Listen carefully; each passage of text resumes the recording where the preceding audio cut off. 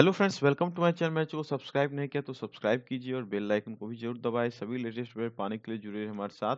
और आप हमारे ब्लॉग पर भी विजिट कर सकते हैं, जिसका लिंक आपको डिस्क्रिप्शन में मिल जाएगा। आज जब हम बात करने जा रहे हैं एसएससी एमटीएस के जो एग्जाम्स हो गए थे और अभी डॉक्यूमेंट वेरिफिकेशन की जो प्रक्रिया चल रही है, तो उसको लेकर बहुत सारे लोगों में जो है कि तरह तरह की बातें हैं। बहुत तरह की जो है कि मन के अंदर जो है कि क्वेश्चन चल रहा है कि क्या है, कैसे होगा, नहीं होगा।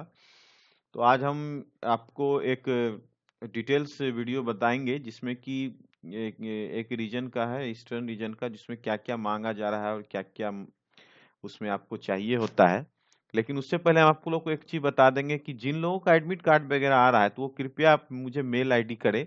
आप सिर्फ उसका वो पार्ट मेल आईडी करें जिसमें जो इंस्ट्रक्शन वगैरह दिए हैं। ठीक है, तो उससे क्या होगा कि हमको बताने में इजी होगा, क्योंकि मेरे पास कोई एक्चुअल में एडमिट कार्ड नहीं होता है। ठीक है, तो आप ऐसा कर सकते हैं कि आप मेल करेंगे। मेरा मेल आईडी मैं आपको डिस्क्रिप्शन बॉक्स में दे दूंगा, या मेरे चैनल के अबाउट सेक्शन पर जाएंगे तो वहां से भी मेल आईडी मिल जाएगा।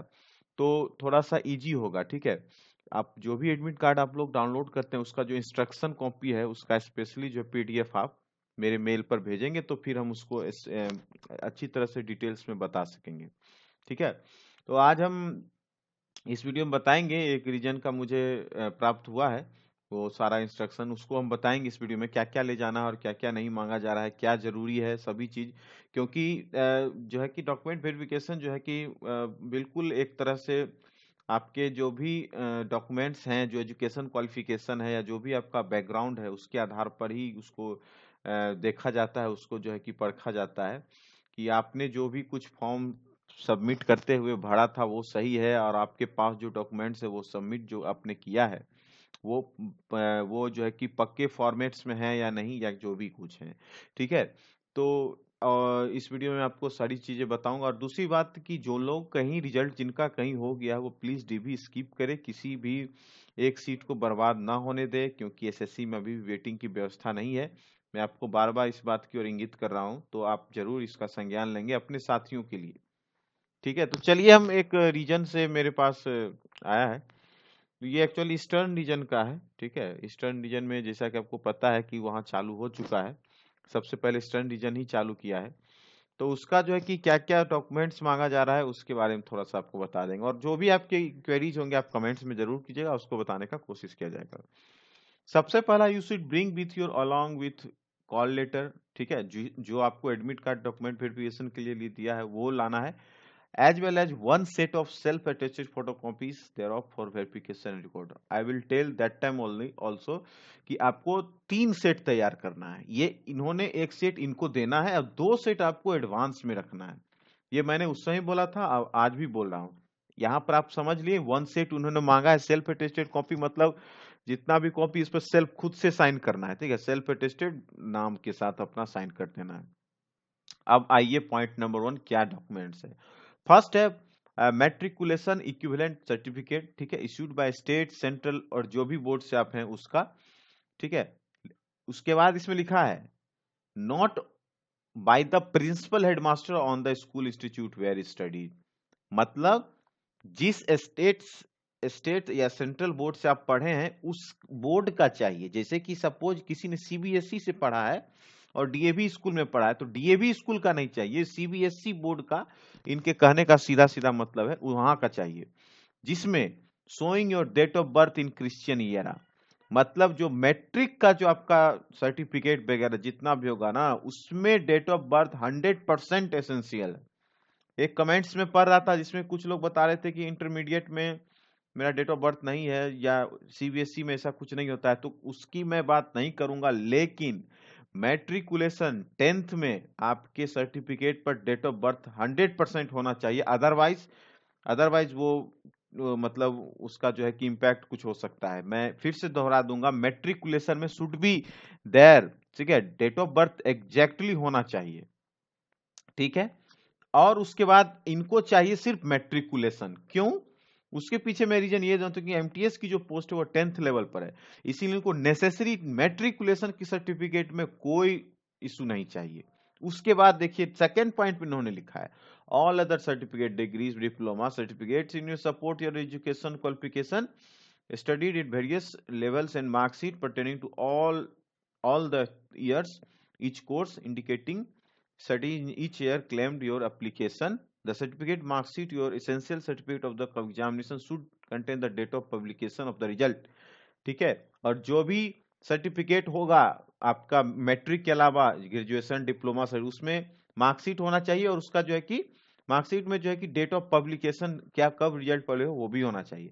If the certificate marksheet does not contain the date of publication of result, a separate certificate from the competent authority stating the date of publication of result should be submitted, failing which your candidate will not consider for further stage of examination. मतलब अगर आपके marksheet या certificate पर कहीं भी date of publication अगर result का नहीं है तो आपको जो है कि अपने अथॉरिटी, जो आपके कॉम्पिटेंट अथॉरिटी, जो आपके जो जहां से आपने जो भी कुछ किया है उस पर उसके हिसाब से एक सेपरेट कॉपी में आप उनको जो है कि लिखवा के आप ला सकते हैं, उसको सबमिट करना है. अदरवाइज आपकी कैंडिडेचर को कैंसिल कर दिया जाएगा अगले स्टेजेस के लिए. ठीक है, क्लियर है कि डेट ऑफ पब्लिकेशन भी आपके मार्कशीट पर होना चाहिए कि कब आपने किया और कब आपका रिजल्ट जो है कि इश्यू हुआ.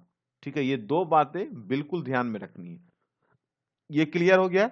अब पॉइंट नंबर 3 है certificate documents issued by competent authorities in the format as prescribed in the notice of examination in support your claim of OBC, ST, ST, physically handicapped. ये भी डॉक्यूमेंट होना चाहिए, इश्यू होना चाहिए. आगे देखिए क्या है. Candidate may also note that in respect of above, their candidature will remain provisionally till veracity of the concerned document is verified by the appointing authority. ठीक है, candidates are caution that they will debarred from the examination conducted by commission in case they fraudulently claim SC, ST, OBC, ESM status. इस point को भी आपको समझना बहुत जरूरी है. कैंडिडेट का मतलब यह है कि उनके कैंडिडेचर को बिल्कुल प्रोविजनली रखा गया है जब तक कि कंसर्न डॉक्यूमेंट को जो है कि वेरीफाई जो है अपॉइंटिंग अथॉरिटी नहीं कर लेती है. ठीक है, जो अपॉइंटिंग अथॉरिटी आपका जब तक डॉक्यूमेंट वेरिफिकेशन का जो भी आपका है डॉक्यूमेंट वेरीफाई नहीं करती है तब तक आपका प्रोविजनल है. मतलब कि वो एक तरह से सिर्फ औपबंधिक कर सकते हैं, मतलब कि प्रोविजनली उसको माना गया, आपका क्लेम नहीं कर लेंगे हाँ ये मेरा है हम पास कर लिए, ऐसा कुछ नहीं है. उसके बाद नीचे ये मोस्ट इंपोर्टेंट पॉइंट है कि आप लोग जो भी SC, ST, OBC देते हैं वो बिल्कुल सही दीजिएगा, अदरवाइज एग्जामिनेशन से डिबार कर दिया जाएगा और फ्रॉडुलेंट क्लेम के कारण. ठीक है, ये आजकल बहुत सारे केसेस आ रहे हैं कि लोग जो है कि गलत तरीके से SC, ST, OBC सर्टिफिकेट बना के प्रोड्यूस कर लेते हैं जो कि गलत है. ठीक है, आगे लिखा है complete discharge book in support your claim of belonging. Ex serviceman है तो आपका जो डिस्चार्ज बुक जो है कि सपोर्ट होना चाहिए. ठीक है, एक्स सर्विसमैन वालों के लिए सिर्फ ये है. अगर आप डिसेबल्ड है डिफेंस में इसमें तो उसके लिए जो है कि कॉम्पिटेंट अथॉरिटी से आपको चाहिए होता है वो सब चाहिए. उसके बाद photo ID card in original like voter licence, PAN card, passport, e Aadhaar, जो कि ID card issued by school, college, employee, government offices for any other photo bearing ID card issued by the state government. ये आपको photo ID card भी आपको वहां लाना है original में, चाहे वोटर ID हो, ड्राइविंग लाइसेंस हो, पैन कार्ड हो, पासपोर्ट, आधार, कुछ भी हो आपको वो वहां मतलब वहां चाहिए. ठीक है, इसको भी ध्यान रखना है, ओरिजिनल चाहिए, नॉट डुप्लीकेट, ओरिजिनल जो भी देंगे जिसमें कि फोटो आपका होना चाहिए, चाहे वोटर ID हो, पैन, पासपोर्ट, आधार, कुछ भी चलेगा. ठीक है, वो यहाँ पर जरूरी है. नेक्स्ट है कि central government civil employees claiming the age relation should produce a performate from the office a document preparation in the length of continuous service which not less than 3 years during the period immediately preceding the closing date for receipt of application. They should remain central government employee till the appointment in the event.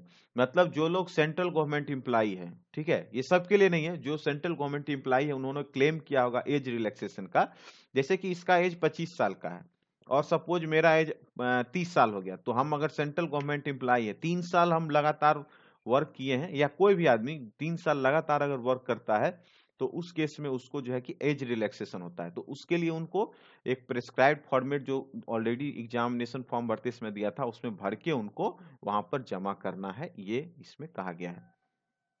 आगे है, ठीक है, वो आपको उस समय तक जमा कर देना है। नेक्स्ट है, if you do not produce any of the above mentioned document in original along with their self-attached copy which are required for determining eligibility during document verification, your candidature will be not considered for further stages of the examination under any circumstances whatever the no further opportunity will be accorded to appear in document verification। Clear? अगर आप इन सभी में से, मतलब इतने सारे ही चीज जितना मैंने आपको बताया ये जरूरी है, अगर आप इन सभी चीजों में से कोई भी चीज अगर प्रोड्यूस नहीं कर पाते हैं तो आपका कैंडिडेचर जो है कि कैंसिल कर दिया जाएगा अगले स्टेजेस के एग्जाम के कारण। ठीक है, जो आगे के स्टेजेस है जैसे कि फाइनल रिजल्ट होना है, सब बनना है, तो वो आपका बिल्कुल कैंसिल कर दिया जाएगा। इतना डॉक्यूमेंट आपको देना ही देना है हर हाल में। ठीक है, क्लियर है?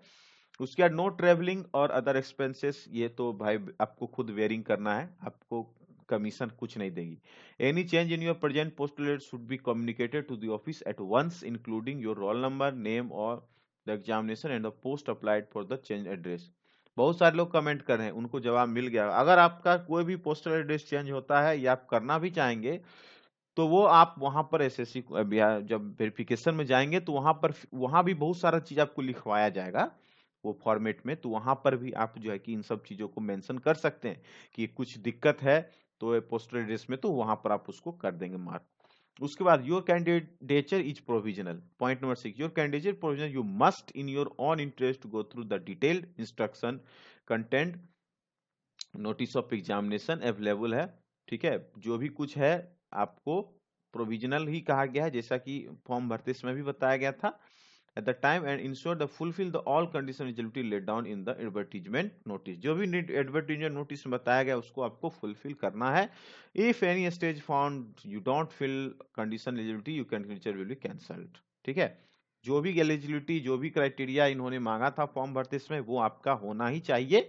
ठीक है, नहीं तो आपका कैंडिडेचर को कैंसिल कर दिया जाएगा। And last but not least, ये सब है। उसके बाद आपको समय पर जो है कि डॉक्यूमेंट वेरिफिकेशन के पहुंच जाना है। नो रिक्वेस्ट फॉर चेंज, आपका कोई रिक्वेस्ट चेंज के लिए नहीं किया जाएगा। अगर आप अटेंड डॉक्यूमेंट वेरिफिकेशन नहीं करते हैं, you are not interested to undergo through selection procedure of the examination and thereby appointment to the relevant post you have applied to your candidate will be treated as cancelled. आपको date time जो venue दिया है verification का आपको वहां पहुंचना है, हर हाल में चेंज नहीं किया जाएगा, अदरवाइज जो है कि आपको जो है कि आपका कैंडिडेचर कैंसिल कर दिया जाएगा। The candidates will be allowed revised post preferences during online document verification. Online document verification के लिए कुछ रिवाइज पोस्ट प्रेफरेंस दिया जाएगा if they desire as the qualifications processed by the and the specific requirements of different post and the same will be treated as final if post preference as is not revised the option submitted by them the application form will be accepted as final। एक post preference का भी आपको जो है कि दिया जाएगा और वो ऑनलाइन जो है कि फॉर्म होगा। Candidates are required exercise department office preference during online verification. और इस बार जो है कि एसएससी डिपार्टमेंट ऑफिस का भी प्रेफरेंस देने जा रही है, जो कि अब तक शायद नहीं होता था। They are advise to download the option form from the website SSC-ER। यहाँ पर आपको जाके डॉक्यूमेंट वेरिफिकेशन फॉर्म जो है कि करना है और आपको जो है कि डॉक्यूमेंट वेरिफिकेशन करने के लिए जो है कि जितने भी एडमिट कार्ड होंगे वो ओरिजिनल वेबसाइट पर आपको मिल जाएगा। ठीक है, क्लियर है? ये सारा इंपोर्टेंट इंस्ट्रक्शन मैंने आपको दिया है जो ईस्टर्न रीजन के लिए है। अगर आप किसी और भी रीजन से हैं तो आप जो है कि मेल जरूर कीजिएगा एक कॉपी, ताकि उसको जो है कि बेहतर तरीके से बताया जा सके कि किस रीजन में क्या मांग रहा है, कैसे क्या इंस्ट्रक्शंस हैं। ठीक है, तो वीडियो में बस यही था। वीडियो अगर अच्छा लगा तो प्लीज लाइक कीजिएगा, शेयर कीजिएगा और मेरे चैनल को सब्सक्राइब जरूर कीजिएगा। इसी तरह की सभी लेटेस्ट अपडेट पाने के लिए बने रहे हमारे साथ और लाइक जरूर कीजिए, क्योंकि लाइक्स की संख्या बहुत कम है, बहुत कम लाइक्स की संख्या रहती है। जिस हिसाब से व्यूज है लाइक्स नहीं होता है। प्लीज लाइक जरूर कीजिए, 50% लोग भी लाइक्स नहीं करते हैं। ठीक है, तो मिलते हैं फिर किसी और वीडियो में। Thanks for watching and best of luck.